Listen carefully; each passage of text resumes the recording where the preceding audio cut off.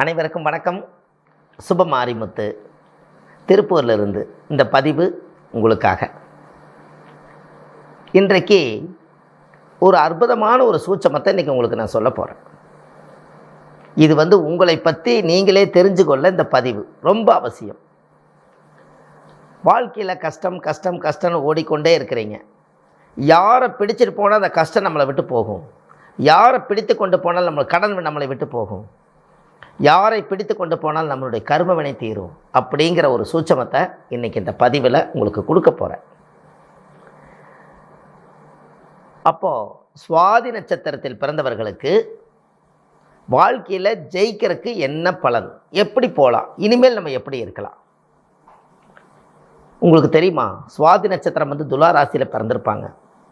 காலச்சக்கரத்துக்கு அது 7வது ராசி துலாம். துலாம்னா தெராசு. எல்லார்த்தையும் எடை போட்டு பார்த்துட்டு இவருக்கு எடை போடுறதுக்கு வாய்ப்பு இல்லாமல் துலாம்னா தெராசு. தெராசுன்னா என்ன பொருள்? தெராசுன்னா ஒரு பிடி, இங்கே 2 தட்டு வச்சுருப்பாங்க. இந்த தெராசு அப்படி இருக்கும். அப்போ இந்த தெராசில் எத்தனை கிலோ வெயிட் வைக்கிறோமோ அத்தனை கிலோவுக்கு உண்டான பொருளை வச்சு நம்ம இன்னொருத்தருக்கு நம்ம சமர்ப்பணம் பண்ணுறோம். அப்போ இந்த தெராசு, அப்போ இவ்வளவு தூரம் இந்த தெராசு இப்படி பிடிச்சிக்கிட்டே நின்னா தான் இந்த தெராசு நிற்கும். இதை பிடிக்கிறதுனா தெராசு விழுந்துடும். அப்போது யாரோ ஒருத்தருடைய பிடி இல்லைன்னா துலா ராசியில் சுவாதி நட்சத்திரத்தில் பிறந்துக்கிறவங்களுக்கு ஒரு இழப்பு எப்பவுமே இருக்கும். அவங்க வாழ்க்கையில் பார்த்திங்கன்னா 1 இடம் 2 இடம் 3 இடம் விட்டு மாறி மாறி போய் ஏதாவது ஒரு வழியில் வாழ்ந்தே காமிக்கிறேன்னு சொல்லி மற்றவங்களுக்காகவே போய் வாழ்ந்து இவங்க வாழ்க்கையை தொலைச்சிருவாங்க. ஏன்னா இவங்க நீதிமானாக இருக்கிறதுங்கிறத காமிக்கணுமா. சனினா நீதிமான், அது துலா ராசியில். இவங்க நீதிமானாக இருக்கிறேன்னு சொல்லி இவங்க நீதியாக இருந்து இந்த காலத்தில் பிழைக்க தெரியாது. அதனால் அவங்க வாழ்க்கையில் இருப்பதை வைத்து சிறப்புடன் வாழ கற்றுக்க தெரியாது. பெரிய திட்டங்கள் போடுவாங்க, பெரிய பெரிய ப்ராஜெக்ட் எல்லாம் உருவாக்குவாங்க. கடைசியில் ஃபைனலாக ஸ்டக்காகி நின்றும். என்ன பண்ணுறதுனே தெரியாது அவங்க லைஃப்பில். பிறந்த ஊரை விட்டு வேறு ஊர் போனால் அவங்க வாழ்க்கை சிறப்பாக இருக்கும். 2வது, அவங்களுடைய பிறப்பு பூர்வீகத்தில் அவங்க இருக்கவே கூடாது. ஏன் அப்படின்னா, மேசத்துலேருந்து எண்ணினீங்கன்னா சிம்மம் 5வது வீடாக வரும். 5ஆம் இடம் என்பது காலச்சக்கரத்துக்கு அது பூர்வ புண்ணியம், அது பூர்வீக சொத்து.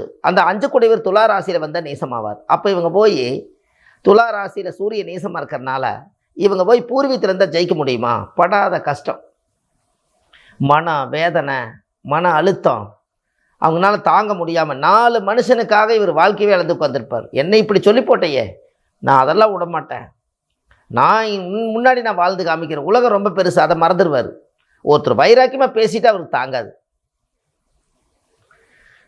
ஏன்னா உண்மையாக இருக்கக்கூடியவங்க, அந்த சுவாதி நட்சத்திரத்தில் உண்மையாக இருக்கக்கூடியவங்க, அது ரொம்ப இயக்கக்கூடிய நட்சத்திரம் அல்லவா. உலகத்தவே இயக்கக்கூடிய ஒரே சக்தி சுவாதி நட்சத்திரத்துக்கு தான் உண்டு. சாதாரண விஷயமானு பாருங்கள். இந்த உலகத்தை இயக்கக்கூடிய நட்சத்திரம் அது. அதனால் உன்னை இயக்கிட்டே இருப்பாங்க. எப்போ பார்த்தாலும் உன்னை புதுசாக க்ரியேட் பண்ணி ஒவ்வொன்றா இயக்கி அது பாஸ் ஆகுது, ஃபெயில் ஆகுது, 2வது பிரச்சனை. ஆனால் அவங்களுடைய உழைப்பு, அவங்களுடைய இயக்கமும் என்னைக்கு ஆயுள் காலத்து வரைக்கும் அவங்களுடைய உழைப்பில் தீர்வே இல்லை. அவங்க சாப்பிட்டுட்டு கொஞ்சம் நேரம் தூங்கி எந்திரிக்கிறது மட்டும்தான் உண்மை. மற்றது பூரா மற்றவங்களுக்காகத்தான். யாருக்காக வாழ்ந்தா எனத்தை சம்பாரித்து வச்சேன்னு எந்த கணக்கு வழக்கும் தெரியாது. ஆனால் துலாம்னா தெராசு, கரெக்டாக எடை போடுற மாதிரி தான் இருக்குது. ஆனால் வாழ்க்கையில் எடை போட முடியாது. மற்றவங்களுக்கு கரெக்டாக எடை போட்டு நான் கரெக்டாக கொடுக்குறேன்னு சொல்லு. ஆனால் இவருக்கு எடை போட்டு வாழ தெரியாது. மற்றவங்களை எடை போடுவார், இவர் எடை போட முடியாது. அப்படி இருக்கக்கூடிய நட்சத்திரத்துக்கு எவ்வளோ வேதனை, எத்தனை மன உளைச்சல், எவ்வளோ கஷ்டத்தை தாண்டி வந்தாங்க.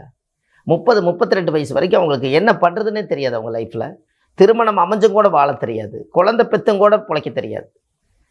துலாம்னா அந்த வீடு சரிபாதியாக இருக்கும். 12 ராசியில் நேர் 7வது ராசி. அப்போது திருமணத்துக்கு அப்புறம் ஒரு மாற்றங்கள் வரும். அதுக்கப்புறம் இவருக்கு ஒரு சுய புத்தி வேலை செய்யும். அதுக்கப்புறம் இவங்களுடைய வாழ்வாதாரத்தை பார்த்திங்கன்னா கொஞ்சம் பின்தங்கிடும். ஒரு ஏறு காலமும் இறங்கு காலமும் இருந்து கொண்டே இருக்குங்க. ஏன்னா தெராசு கல் வைக்கலைன்னா இறங்கும், கல் வச்ச சமமாகும், பொருள் வச்சா. அது ஏறு காலம் இறங்கு கால ராசி அது. அப்போது இந்த இடத்துல நல்லா பாருங்கள்.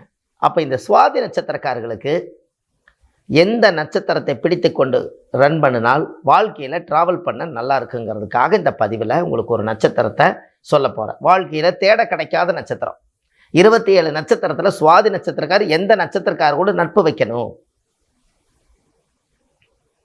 எந்த நட்சத்திரக்காரர்களை கூட்டிகிட்டு போனால் அந்த காரியம் நடக்கும்,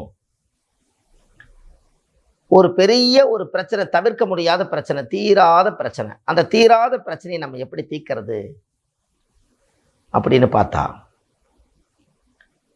இந்த சுவாதி நட்சத்திரக்காரர்களுக்கு தெய்வ அனுகூல நட்சத்திரம், உங்களை வாழ வைக்கக்கூடிய நட்சத்திரம், உங்களுக்கு வழிகாட்டக்கூடிய நட்சத்திரம், உங்கள் வாழ்க்கையில் முன்னேற்றக்கூடிய நட்சத்திரம், துரோகம் செய்யாத நட்சத்திரம் பூராட நட்சத்திரம் மட்டும்தான். இந்த பூராட நட்சத்திரக்காரை மட்டும் நீங்கள் பகைச்சிக்காம ஒரு தொழிலையாக இருக்கட்டும், ஒரு நட்புலையாக இருக்கட்டும், உங்கள் வாழ்க்கையில் ஒரு தேட கிடைக்காத செல்வம், வாடாத மலர், அப்படி ஒரு பாச மலராக நீங்கள் பக்கத்தில் வச்சுக்கிட்டா அவங்களுக்கு தொழில் ரீதியாக இருக்கட்டும் எல்லாத்துக்கும் பாருங்கள் உங்கள் வாழ்க்கையில் அசுர வளர்ச்சி இருக்குது. தெய்வ அனுகூல நட்சத்திரம், தெய்வத்தவே கையில் எடுத்துக்கிட்டீங்க. இதை விட உங்களுக்கு என்ன வேணுது வாழ்க்கையில் சொல்லுங்கள் பார்ப்போம். இதெல்லாம் நினச்சி பார்த்தா எத்தனை ரகசியங்களை முன்னோர்கள் மறைச்சி வச்சுருக்காங்கன்னு பாரு. இப்போ தான் உங்களுக்கு இது தெரியும். இந்த பரம ரகசியத்தை பல நூல்கள்லேருந்து ஆராய்ச்சி செய்து பழைய ஓலைச்சுவடியிலிருந்து அந்த காலத்தில் முன்னோர்கள் எழுதி வச்சதெல்லாம் புதுப்பிச்சு அது பக்குவமாக பொக்கிசமாக இன்றைக்கி இந்த நட்சத்திரக்காரர் தான் உங்களுக்கு துரோகம் செய்யாத நட்சத்திரங்கிறத இன்றைக்கி தான் உங்களுடைய லைஃப்பில் தெரிஞ்சுக்கிறீங்க.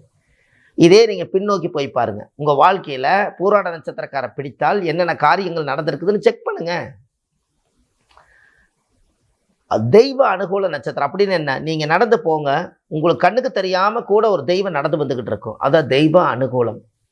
வெற்றி நட்சத்திரம், ஒரு காரியம் போய் அவங்கள கூட்டிகிட்டு போய் தோற்று போனதா வாழ்க்கையில் சரித்திரம் இல்லை. இது எல்லாம் உங்களோட அனுபவத்தில் கொண்டு வாங்க. இதெல்லாம் வாழ்க்கையில் நீங்கள் தெரிஞ்சுக்க வேண்டிய விஷயங்கள். 27 நட்சத்திரம் இருந்தும் கூட அந்த 27 நட்சத்திரத்தில் நம்ம எந்த நட்சத்திரக்காரை நம்ம கைக்குள்ள அப்படி வச்சா நம்மளுடைய வாழ்க்கை, நம்மளுடைய தொழில், நம்மளுடைய உயர்வு எல்லாம் எப்படி கிடைக்குன்னு அந்த சூட்சமத்தை நீங்கள் தெரிஞ்சு வச்சுக்கணும். இன்னும் நிறைய உங்களுக்கு நான் சொல்கிறேன். பகையான நட்சத்திரங்கள் என்ன, பணம் வரும் நட்சத்திரங்கள் எல்லாம் என்ன, அதெல்லாம் உங்களுக்கு பதிவில் நிறைய கொடுக்குறேன். துளாராசிக்காரர்களுக்கு 4 விஷயந்தான். அந்த 4 ரகசியத்தை அவங்க தெரிஞ்சிட்டாங்கன்னா அவங்க வாழ்க்கையில் எங்கேயோ போயிடுவாங்க. ஆனால் அந்த ஜாதகம் பார்த்தா தான் அந்த விஷயத்தை சொல்ல முடியும். ஏன்? நட்சத்திரம் மட்டுமே வச்சு முடிவு செய்ய போகிறதில்ல. அவங்க அமைந்த அந்த பிறந்த அமைப்பு ஜாதகம் எப்படி இருக்குதோ அதற்குரிய வேலையை நீங்கள் செஞ்சால் தான் அது வேலை செய்யும். அப்போது உங்களுடைய வாழ்க்கையில் நீங்கள் ஏதாவது ஒரு ரூபத்தில் இந்த நட்சத்திரத்தை நீங்கள் கொண்டு செலுத்துங்க. எங்கேயாவது ஒரு காரியத்துக்கு போகும்போது அவங்கள கூட்டிகிட்டு போங்க. ஒரு கோர்ட்டு பிரச்சனை, ஒரு பெரிய கேஸு, தவிர்க்க முடியாத கேஸு, ஒரு வக்கீலை பார்க்க போகிறேன், ஒரு டாக்டர் நோயாளி, எனக்கு நோய்க்கு மருந்தே கிடைக்கல, ஒரு டாக்டரை பார்க்க போகிறேன், ஒரு மிகப்பெரிய ஒரு வைத்தியரை பார்க்க போகிறேன், ஒரு பக்கம் பணம் கேட்க போகிறேன், ஒரு பக்கம் பொண்ணு பார்க்க போகிறேன், ஒரு பக்கம் நான் குழந்தையே இல்லைன்னு நினச்சிட்டு ஒரு டாக்டர்கிட்ட டெஸ்ட் பேபிக்கு போகிறேன். இதுக்கு எல்லாத்துக்கும் மூலாதாரம் யார்? இத்தனை காரியத்தையும் சக்ஸஸ் பண்ணிக்கக்கூடிய ஒரே நட்சத்திரம் உங்களுக்கு பூராட நட்சத்திரமே.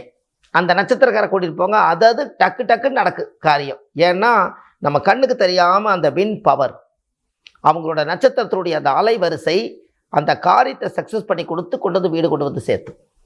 அப்போ கண்டிப்பாக இந்த பதிவை நீங்கள் தெரிஞ்சுக்கணும் அல்லவா? இது உங்களோடவே போக வேண்டாம். உங்களுக்கு சுவாதி நட்சத்திரக்கார ஃப்ரெண்டு நட்பெல்லாம் இருப்பாங்க. ஏன்னா அவங்க மட்டும்தான் இந்த பதிவை கேட்க முடியும், மற்றவங்க யாரும் இதை கேட்க முடியாது. ஏன்னா அவங்களுக்கு மட்டும்தான் இது வேணும். மற்ற நட்சத்திரக்காரர்களுக்கெல்லாம் நான் உங்களுக்கு யூடியூப்பில் நிறைய கொடுத்துருக்கேன். அதெல்லாம் நீங்கள் அவங்கவுங்க நட்சத்திரத்தை போய் அதில் பாருங்கள். சுப மாரிமுத்துன்னு யூடியூப்பில் போடுங்க, உங்களுக்கு அது வந்துடும். இல்லை வள்ளுவர் வாக்கு அப்படின்னு யூடியூப்பில் போடுங்க. அந்த வள்ளுவர் வாக்குன்னு யூடியூப்பில் போட்டு நீங்கள் அந்த ஜாதகத்தை அதை எடுத்து உங்கள் நட்சத்திரத்தை பற்றி நீங்கள் தெரிஞ்சு நீங்கள் எந்த நட்சத்திரக்காரை ட்ராவல் பண்ணால் நல்லா இருக்குன்னு நீங்கள் அதில் போய் தெரிஞ்சுக்கங்க. ஏன் இந்த நட்சத்திரத்தை ஷேர் பண்ண சொல்கிறேன் அப்படின்னா, ரொம்ப காலம் கிளம்பிச்சு இந்த நட்சத்திரத்தினுடைய கான்செப்ட் இதுவரை காலமாக ஒரு 10-20 வருஷமாகவே நம்மளுக்கு ராசியான நட்சத்திரம் எதுங்க, நம்மளுக்கு யாருங்க துரோகம் செய்யாமல் இருப்பாங்கன்னு சொல்லி ஒரு 100 பேர் 200 பேர் நம்மக்கிட்ட ஜாதகம் பார்க்கும்போது இதை கேட்காதவங்களே இல்லை. அதனால தான் இந்த கணக்கே நான் செஞ்சேன்.